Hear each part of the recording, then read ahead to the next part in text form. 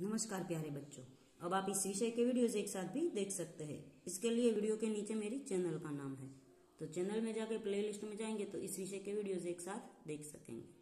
तो बच्चों, आज के वीडियो में हम सीखेंगे हिंदी कक्षा 9 का पाठ नंबर 16।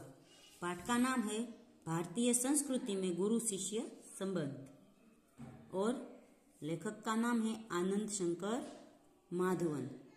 तो प्रस्तुत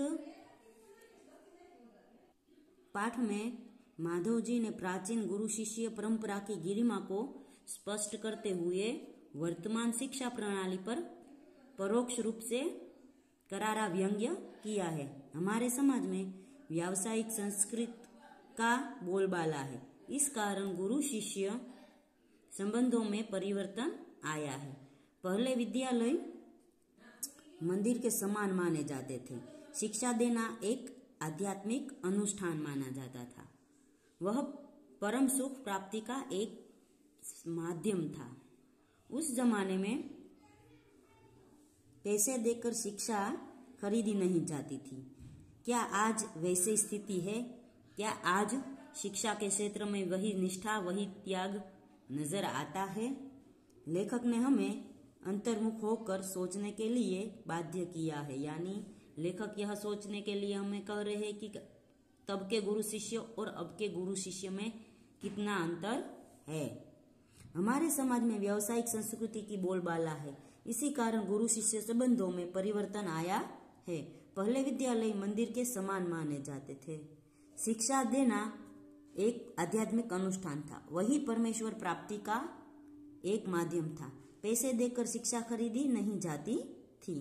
आज स्थिति बिल्कुल बदल गई है और अब शिक्षण कार्य पेट पालने का साधन बन गया है, जिसे भारतीय संस्कृति कहा जाना चाहिए। वह आज भारतीय मानसिक स्थिति में क्रियाशील नहीं है। आज एक प्रकार की अव्यवस्थित व्यावसायिक संस्कृति व्याप्त है, जिसकी जड़ शायद यूरोप में है। भारतीयों के सार्वजनिक व्यवहार में गुरु शिष्य संबंध का भी तदुपरोक्त परिवर्तित हो रह गया है। यह गुरु वेतन भोगी नहीं होते थे और न शिष्य को ही शुल्क देना पड़ता था। तो पहले के जमाने में गुरु है उसे वेतन यानी सैलरी पगार नहीं मिलता था और विद्यार्थी भी फीस नहीं भरते थे। पैसे देकर विद्या खरीदने की यह क्रिय विक्रिय पद्धति यानी निस्देह उस भारतीय मिट्टी का उपज नहीं है। शिक्षणालय एक प्रकार के आश्रम अथवा मंदिर के समान थे। शिक्षणालय यानी विद्यालय, स्कूल। तो तब के स्कूल है वो आश्रम के रूप में होते थे और मंदिर के समान माने जाते थे। गुरु को साक्षात परमेश्वर ही समझा जाता था।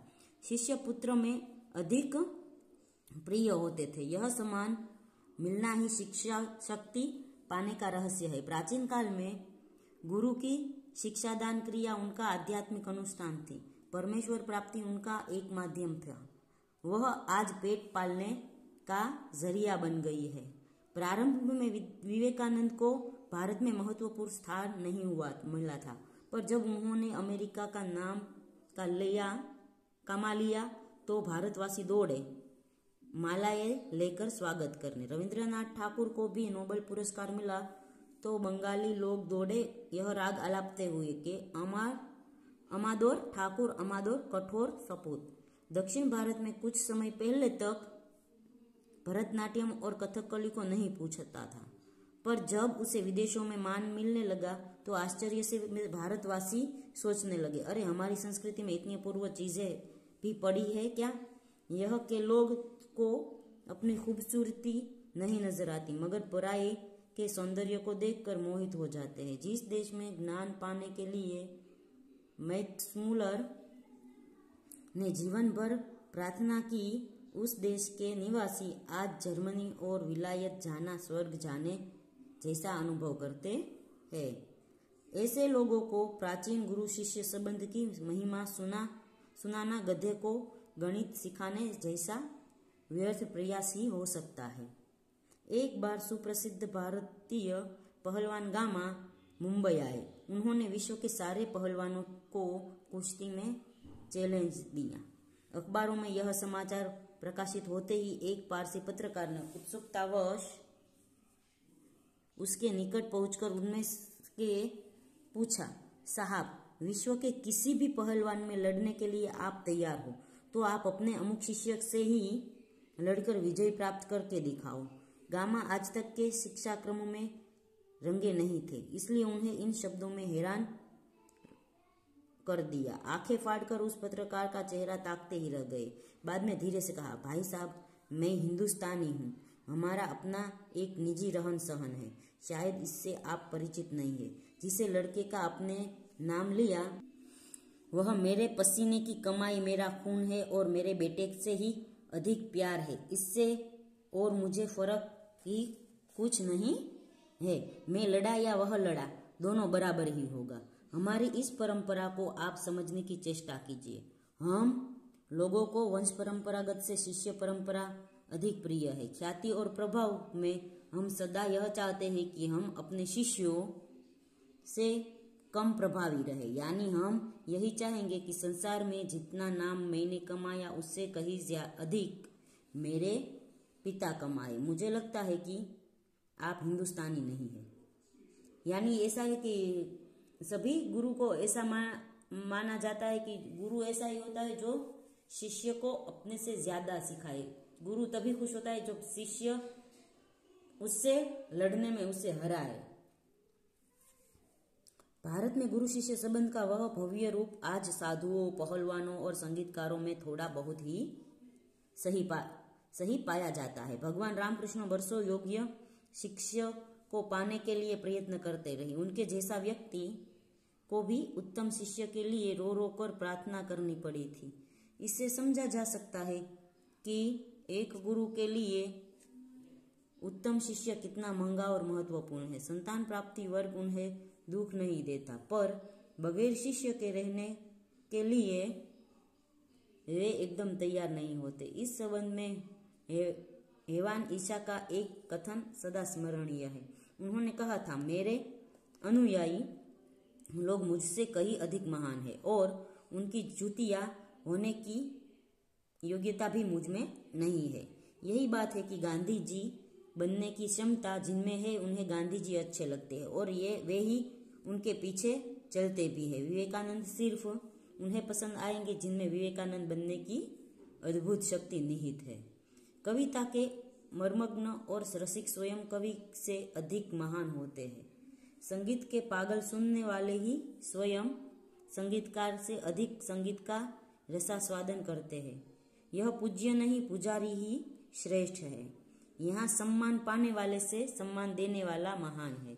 स्वयं पुष्प में कुछ नहीं है, पुष्प का सौंदर्य उसे आने वाले की दृष्टि में है। दुनिया में कुछ नहीं है, जो कुछ भी है हमारी चाह में, हमारी दृष्टि में है।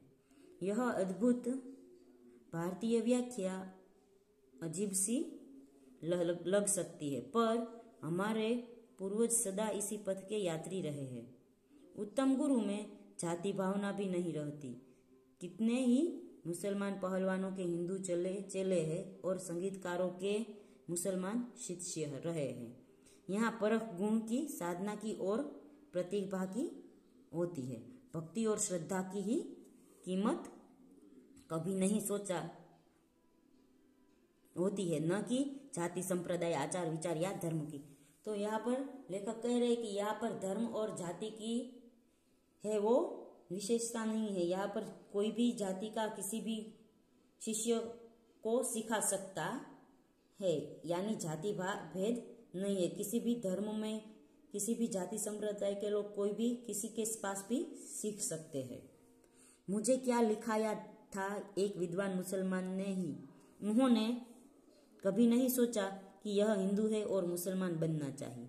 पुराने जमाने में मौलवी लोग बड़े बड़े रामाजी होते थे और आज देहांतों में भरत मियाँ, रंजीत मियाँ आदि अधिक संख्या में दिखाई देते हैं। आज के गुरु भी सिर्फ सेवा लेने में ही चतुर है, देने में नहीं। उपनिषदों में आचार्यों ने कहा, सेवा देने की चीज है, लेने की नहीं। सेवा लेने के अधिकारी बच्चे, रोगी, असहाय और वृद्ध बच्चों को परमेश्वर का ही मूर्त रूप समझो। सेवा रूपी पूजा से उनकी शक्ति को प्रज्वलित करने की क्षमता और सदृदयता रखने वाले ज्ञानी और तपस्वी पुरोहित आजकल के गुरु नहीं रह गए।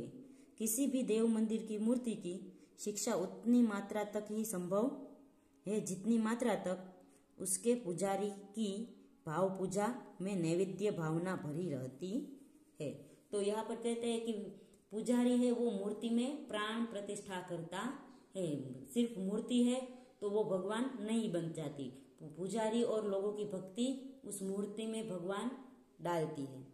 तो बच्चों यहाँ पर पाठ खत्म होता है। अगले वीडियो में हम इस पाठ का स्वाध्याय सीखेंगे।